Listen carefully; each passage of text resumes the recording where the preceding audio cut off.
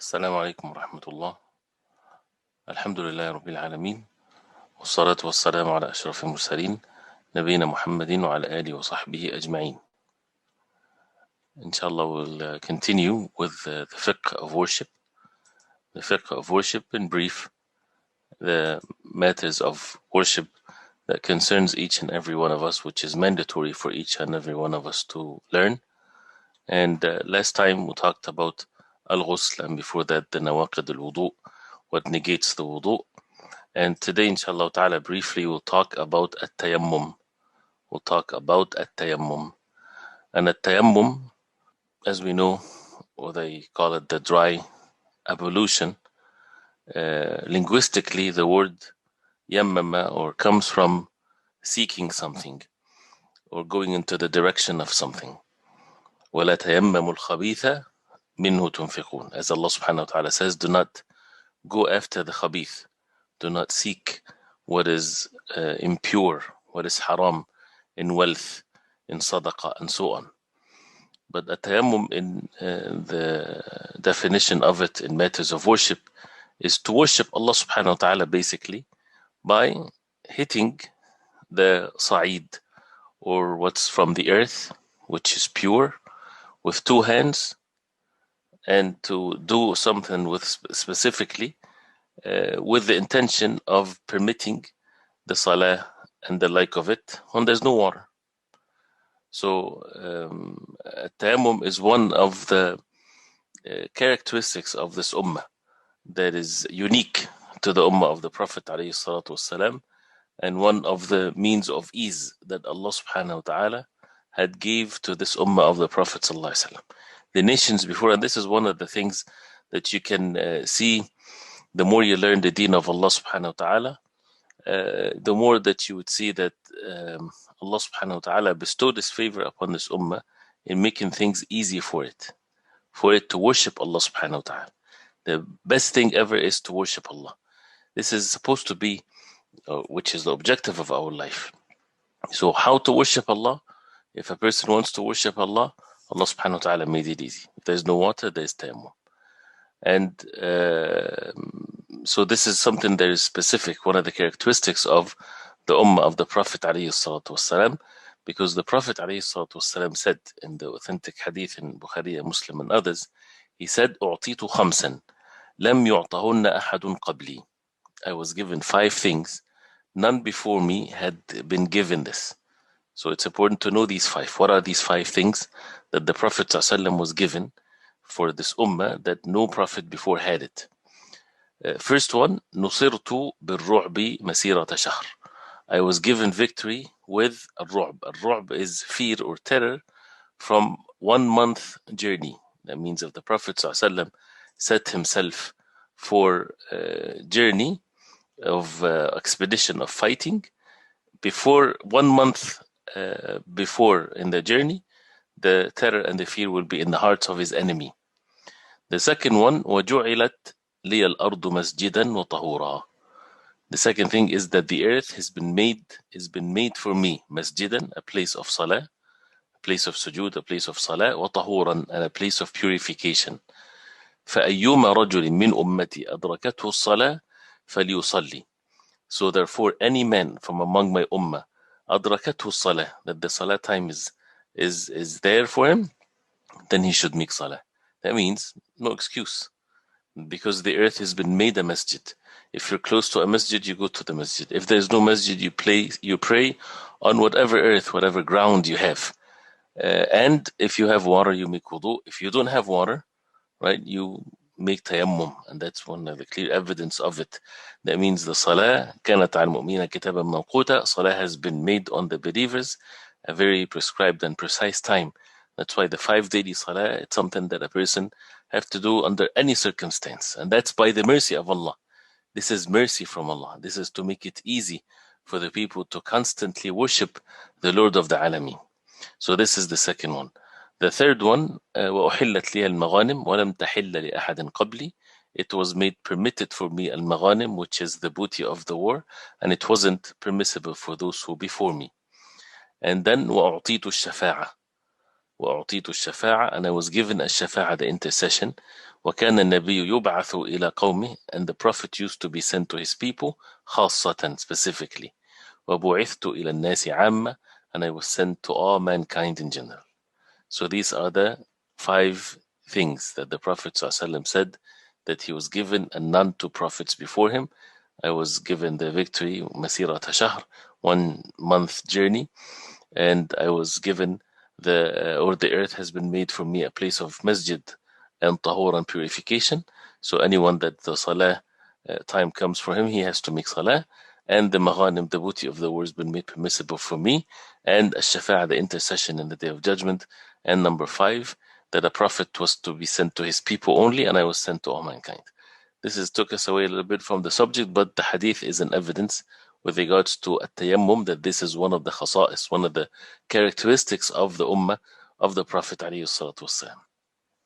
What is the hukm, what is the ruling of the tayammum?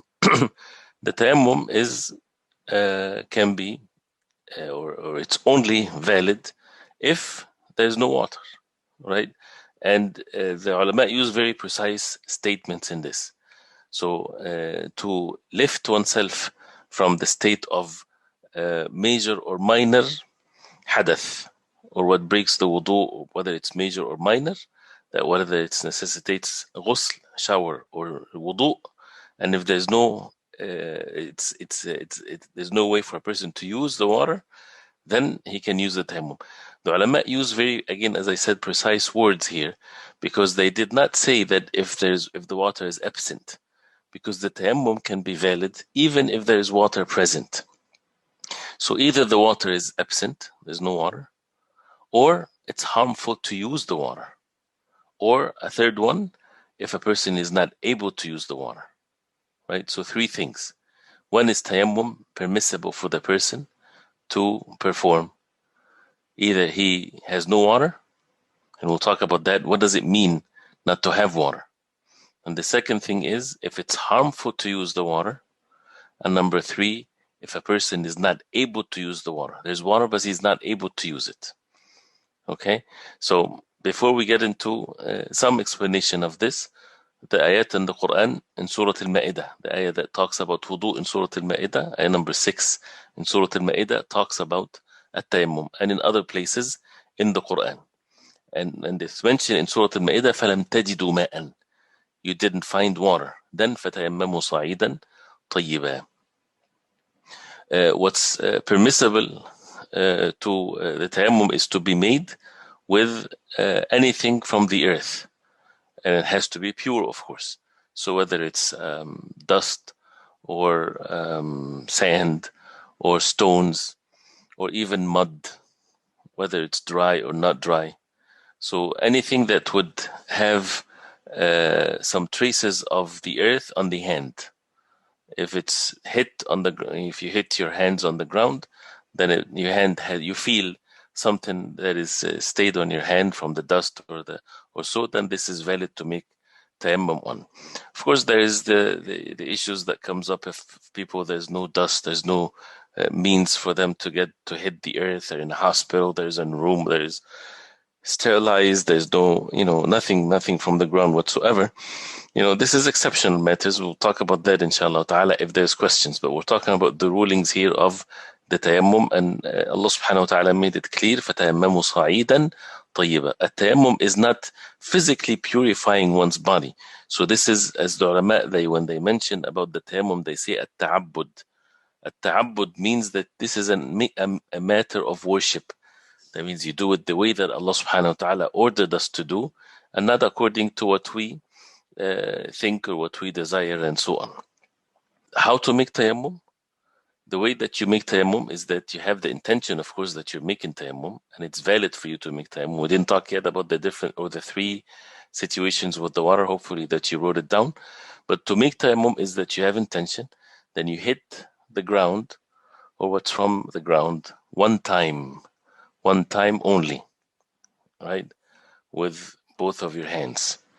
Then you can blow your hand if there's so much sand or dust on it, right? And then after that, after you hit it once, you wipe your face and your two hands and the palm only. And in that case, you would wipe the outer part of your hand because you already, the bottom or the inside part of your palm had already hit the ground. So you don't need to wipe it again. You wipe the outside part of it and between the fingers. That's it. So a tayammum is one hit and not two strikes. One strike only to the ground or what's from the ground. And you can blow your hand if it's so much dust on it. And then you wipe your face first, not the hands, the face first. And then the hands, the part of the hand that did not hit the ground. And that's it. And if you want to be more specific, like the bottom or the batin or the palm that hit the ground, if it's the right one, it wipes the left outside part of the hand. And the left hand wipes the outside part of the hand. So this is the easy or just one way of making tayammum that is mentioned in the hadith of the Prophet ﷺ. The Prophet ﷺ explained a tayammum. The Prophet ﷺ in the hadith of Ammar ibn Yasir, when a man came to Umar ibn al-Khattab radiallahu anhu, and he said, "Inni ajnabtu falam asib al-ma'." I was in state of janaba. I had to take a shower and I didn't have water. So Ammar ibn Yasir, he said to Umar radiallahu anhu, "Ama tadhkur anna kunna fi safar." Do you remember when we were traveling? Me and you. فأما أنت فلم تصلي. Right? They were in state of janaba. They had to take a shower. So he said, you did not make salah. And as for me, what Ammar ibn Yasir, what he did is, he said, فَتَمَعَكْتُ فَصَلَّيْتُ. فَتَمَعَكْتُ, that means that he rolled himself on the sand, thinking that since he has to take shower with water, then there's no water, what to do? Just to cover the entire body with sand. He thought that this is the proper way to make tayammum for ghusl. And I prayed this way, he said. So I mentioned that to the Prophet ﷺ, and the Prophet ﷺ said to me, إِنَّمَا كَانَ يَكْفِيكَ هَكَذَا. He said to him, it was sufficient for you to do this. And then the Prophet ﷺ hit ضَرَبَ النبي صلى الله عليه وسلم بكفيه الأرض. He hit with both of his palms the earth, وَنَفَخَ فِيهِمْ, and he blew in them. Then he wiped his face and his two palms. And this hadith in Bukhari and Muslim. So this hadith of Ammar, as we said, there was a hadith about Uthman in wudu, right? And there's the hadith of Ammar in at-tayammum. To remember the hadith of Ammar in at-tayammum. So the hadith of Ammar in the tayammum, this is how the Prophet ﷺ, he did it. If anybody remember the hadith of al-ghusl, if you try to think of the hadith of al-ghusl, so hadith al-wudu is for Uthman, the major hadith of Uthman radiallahu anh. And we mentioned the hadith in al-ghusl, hadith of Maymuna, mashallah, very good. The hadith of Maymuna narrated from Ibn Abbas radiallahu anhum. And the hadith of al-tayammum that we need to remember is the hadith of Ammar ibn Yasir radiallahu anh. The hadith of Ammar ibn Yasir radiallahu anh. It shows the importance of knowledge. And the other hadith in which you don't have to remember, but just to mention the hadith of the Prophet ﷺ that shows the importance of knowledge and to ask the people of knowledge. When the people, they were in an expedition or traveling, and a man among them, he got wounded in his head with a stone. And ihtalam, he had a wet dream and he had to take a shower. So he asked his companions, do you find me, give me a way or a rukhsa or an excuse to do a tayammum? Because, and this explains the definition, or when does a person is not able to use water. In that case, he has a big wound in his head and he's asking them, can I make tayammum? The water is present. They have water. And he asked them, can I do tayammum instead? Because he cannot have water on his head.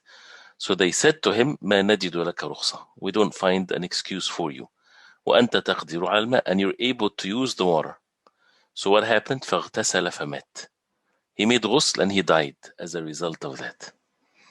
So when they went back to the Prophet ﷺ, the Prophet ﷺ got to know this. He said, قتلوه قتلهم الله, which means they killed him. May Allah do the same to them, basically. Allah sa'alu, Allah is like, shouldn't they have asked? If they do not know, إذ لم يعلموا, shouldn't they ask if they didn't know? فإنما شفاء العي السؤال. Because indeed, the cure for ignorance is to ask. And then the Prophet ﷺ said, إنما كان يكفي. It was sufficient for him, was valid for him to make tayammum and to wipe or to wrap something on his head, and then he wipe over it, and then he wash the rest of his body. And that gives us the ruling if someone has water but he's not able to use the water. He's not able to use the water because part of his body is wounded in this case, right? But only the head in this case was wounded. So he can cover his head and then wash the rest of the body with water, and then wipe over the head, and wipe over the head and make tayammum. So again, if someone, for example, in wudu, even we talked about that in wudu. If a person in wudu, his arm is wounded and it's wrapped, even if it's wrapped more than just the wound, because usually when you wrap an organ that is wounded, it goes beyond just the wound. And it's not something easy to take it off and put it on back and so on. There's harm to do that. There's matters of ease. You can make wudu, make the rest of the body of wudu normal, and then wipe over this. This is like the jabira, and we talked about the jabira or the cast, and then make tayammum afterwards.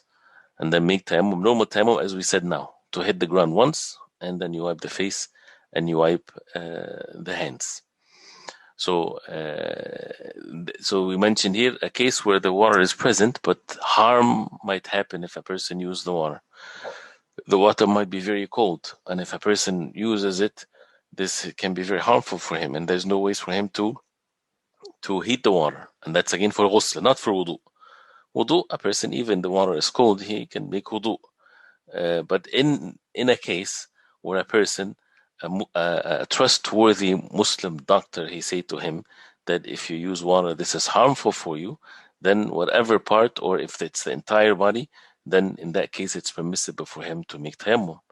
So the water is present, but it's harmful. Or he's not able to use the water. He is paralyzed, he's whatever.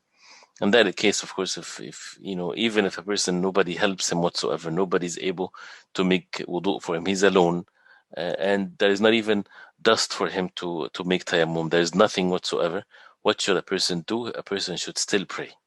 And that's a case, and I want you to also make a note of this. They call him faqid al-tahurain. Faqid al-tahurain. Faqid al-tahurain, that means the one that is, faqid is when someone lost something, or like faqid al-ma, when you don't have the water. So when someone doesn't have the means of the two tuhur, or the two purification. And they mentioned this situation for example, in the past or so, or if someone is in prison and he's not able to, they do not give him water to make wudu. And there is no, of course, usually there will be means of tayammum, for example, or whatever there is. If there is a case where a person is not able to use the water for wudu, for whatever reason, and there's no means for the person even to make tayammum, right? So so what a person should do in this case, he should pray, right? In that case, he is called faqid al-tahurain. He doesn't have both. But to go from one step to the other, and that's very important for us to remember, is that we have to have the valid excuse. So, for example, if a person, there's no water present in the house, right? Can he just make tayammum and make salah? Not right away. He has to seek the water first. Because even the tayammum is to seek the dust, right? So a person has to go look for water first. And that's why most of the time, especially with people living in cities and so on, if you can go purchase water from a store, then it's not permissible for you to make tayammum. I remember one time, for example, in school, Islamic school, there was no water for some reason, or there was construction in the school, and this was in America, and there's no water, so the teacher said to the students, just make tayammum. That's not permissible like this. If someone can go get some bottles of water for them to make wudu, then it's mandatory for them to do so.